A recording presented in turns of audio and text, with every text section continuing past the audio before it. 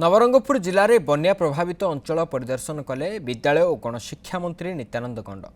मंत्री नित्यानंद गंड कोसोगुमुड़ा ब्लॉक खंडीगुड़ा गुमुंडुली और घाटबासुली गाँव को जाई बन्या विपन्न को भेटी समस्या बुझा सह सुखिला खाद्य चूड़ा और चीनी सह आवश्यक रिलीफ सामग्री बंटन करते।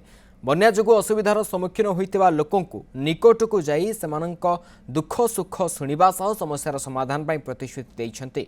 बन्या जो होता घरद्वार और फसल क्षयक्षतिर तुरंत आकलन कर प्रभावितों को शीघ्र क्षतिपूरण जोगाई दिज्व मंत्री नित्यानंद गंड प्रतिश्रुति देइछन्ते। एही परिदर्शन समय नवरंगपुर सांसद बलभद्र माझी विधायक गौरीशंकर माझी समेत सरकारी कर्मचारी उपस्थित थे।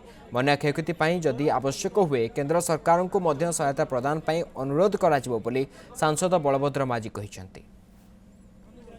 आम आसी देखु जो मैंने भी आफेक्ट होती घर द्वार भांगी परवर्ती समय निश्चय प्रशासन तरफ गोटे रिपोर्ट प्रस्तुत हम आउ रिपोर्ट प्रस्तुत है जार भी क्षयक्षति होती सरकारी सहायता केमती मिल तार व्यवस्था करूँ।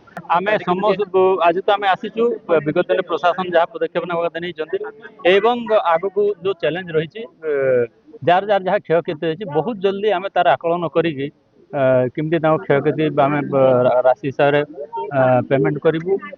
घर पर ये जाइए प्रथम थर पर मंत्री आउ एमपी आमर एरिया भितर आसी कादुआ भितर आंठे कादुआ भितर पशिक घर गुड़ा देखी जहाँ सहायता देवा कथा से आम प्रत्येक प्रकार साहाଯ୍य देव आगु किए आसी ना प्रथम थर पर आसी मंत्री आउ